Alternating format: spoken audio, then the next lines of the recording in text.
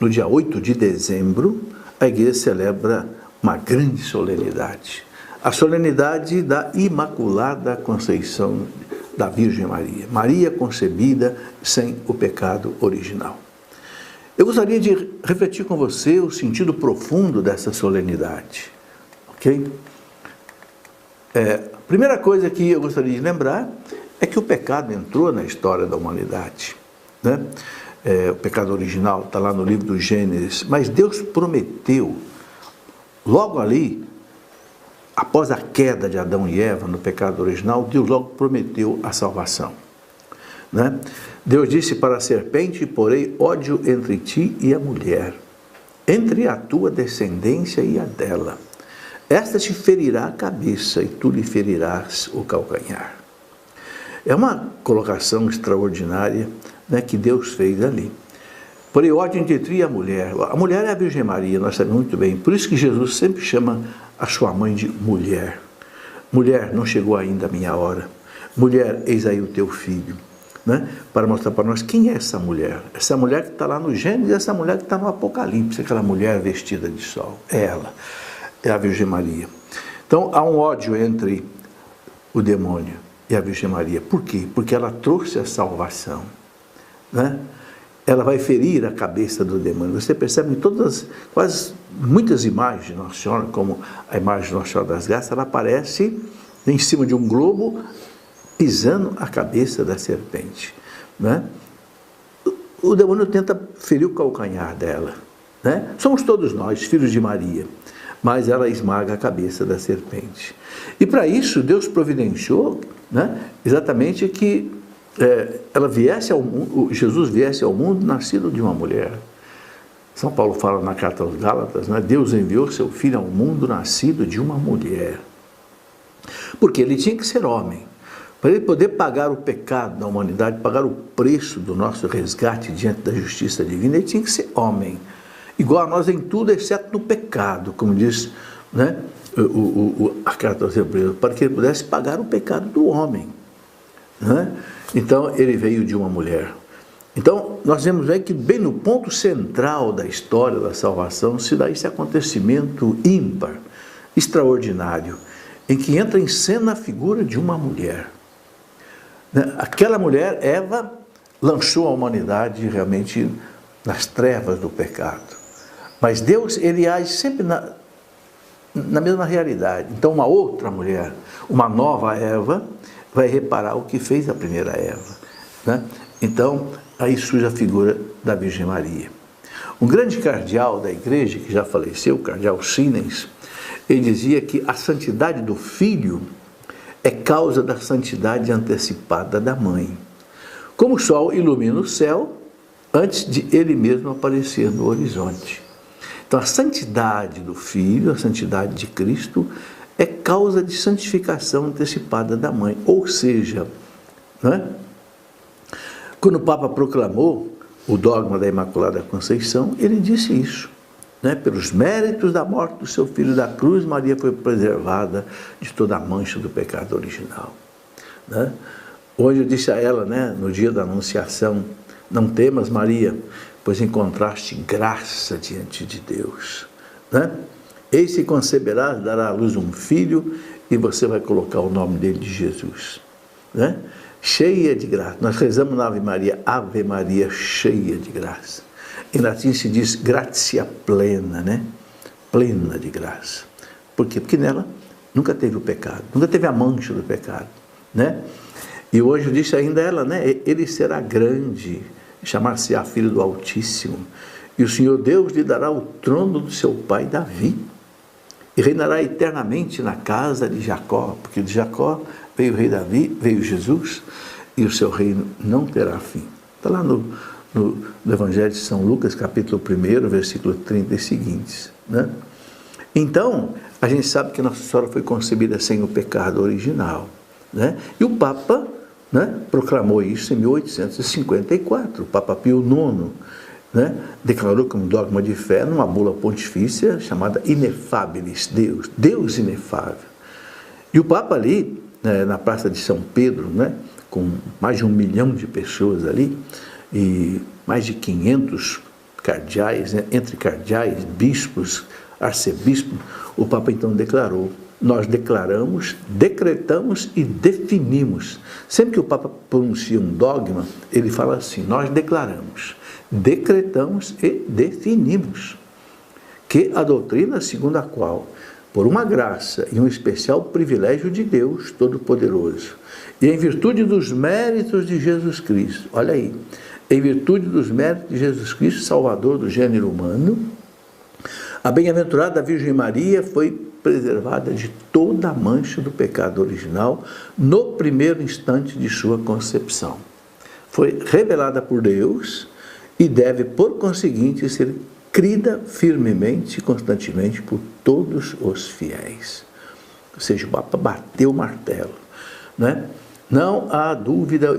Quando o Papa proclama um dogma, é porque ele quer acabar com qualquer mínima dúvida que possa existir. E aqui eu quero destacar nessa palavra do Papa algumas coisas. Primeiro que ele fala, né, que Maria se tornou virgem aí por um especial privilégio de Deus Todo-Poderoso, em virtude dos méritos de Jesus Cristo. Como se Jesus Cristo não tinha nascido ainda? Alguém pode perguntar. Como pelos méritos dele, da sua morte na cruz, acontece que para Deus não existe o tempo. Para nós existe passado, presente e futuro. Para Deus não, para Deus só existe presente. Tudo que já aconteceu na história da humanidade, tudo que vai acontecer para Deus é presente. Porque Deus é onisciente. Então ele, sabendo já da realidade dele que é presente, mas que para nós seria futuro, sabendo que o Cristo ia morrer na cruz daquele jeito, a primeira pessoa que foi salva do pecado original foi a Virgem Maria. Salva como? Não como nós. Nós recebemos o pecado original e fomos salvos pelo batismo, que apaga o pecado original. Maria não. Maria foi salva por antecipação, como se ela tivesse sido assim vacinada contra o pecado original. Quando você vai se tratar, você pode se tratar de uma doença de duas maneiras. Ou você toma uma vacina para não pegar a doença, ou você, depois que pegou a doença, você se trata com um antibiótico, etc. Nós tratamos com um antibiótico, né, do batismo. Maria não, Maria foi vacinada contra o pecado, não, pelos méritos da morte do seu filho na cruz, diz o Papa.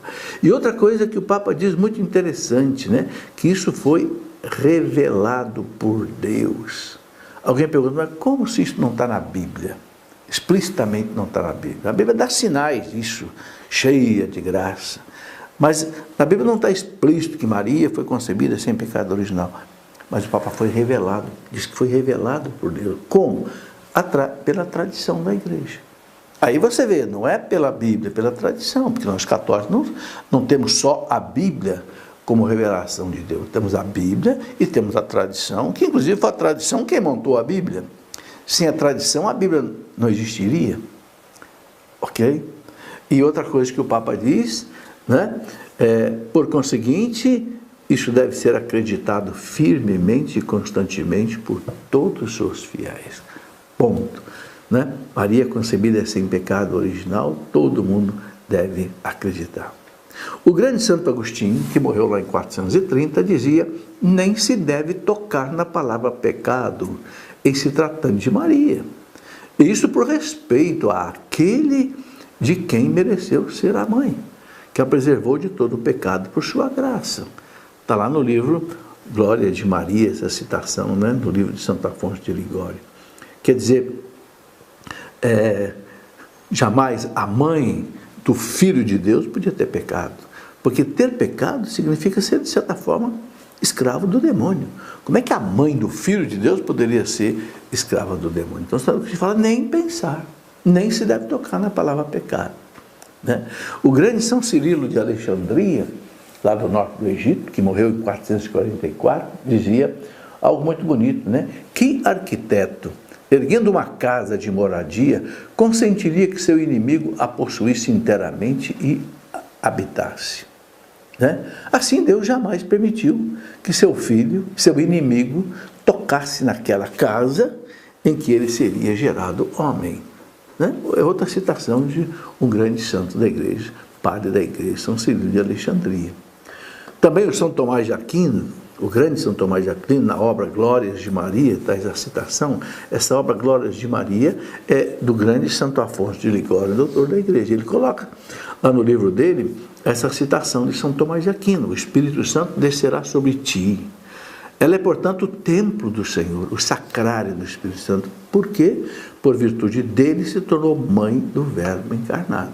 Então, se ela é o sacrário do Espírito Santo, que tornou mãe do Verbo encarnado, não podia ter pecado. O nosso catecismo, o catecismo da Igreja Católica, no parágrafo 508, número 508, ele diz assim: na descendência de Eva, Deus escolheu a Virgem Maria para ser a mãe de seu filho, cheia de graça. Ela é o fruto mais excelente da redenção, desde o primeiro instante de sua concepção. Foi totalmente preservada da mancha do pecado original e permaneceu pura de todo o pecado pessoal ao longo da sua vida. Então, veja, Maria não teve o pecado original e também não teve pecado pessoal durante toda a sua vida. Está lá no Catecismo da Igreja. É muito interessante que no dia 27 de novembro de 1830, né, nós acabamos de celebrar essa festa, né, Nossa Senhora das Graças apareceu a Santa Catarina Labouré, lá na Capela das Filhas da Caridade, de São Vicente de Paulo, né, lá em Paris, lá na rua de Lubac. Ele pediu para mandar cunhar, né, propagar a devoção à chamada medalha, que ficou sendo chamada de medalha milagrosa, né, precisamente com essa inscrição: ó Maria concebida sem pecado, rogai por nós que recorremos a vós. Ou seja, Nossa Senhora veio ela mesma, né, mostrar nessa medalha, medalha maravilhosa, né? De um lado tem a imagem da Virgem Maria, Nossa Senhora das Graças, pisando a cabeça da serpente em cima do globo, né? E o termo, Maria concebida sem pecado, rogai por nós que recorremos a vós, em francês, né? E do outro lado da medalha, o M de Maria, encimado com a cruz, embaixo os dois corações de Jesus, transpassado de uma coroa de espinho, e dela transpassado com a espada das 7 dores. E essa medalha fez tanto bem, fez tanta gente conseguiu curas e milagres, que o povo começou a chamar de medalha milagrosa. É uma medalhinha que a gente deve usar. Eu sempre carrego aqui comigo, junto com o crucifixo, junto com o Agnus Dei, né? Carrego aqui a medalhinha, está aqui, de Nossa Senhora das Graças, né?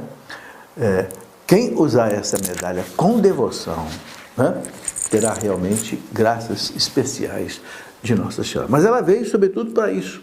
1830, 24 anos antes do Papa proclamar o dogma da Imaculada Conceição, ela veio exatamente para dizer, né, eu sou imaculada, eu não tenho o pecado original, né? A Maria concebida sem pecado, rogai por nós que recorremos a vós, né? E é muito interessante que Nossa Senhora vem confirmar isso mais uma vez. Depois, lá no dia 25 de março de 1858, né, que 25 de março é a festa da Anunciação, né, ela revelou o seu nome a Santa Bernadette Soubirous, lá nas aparições de Lourdes.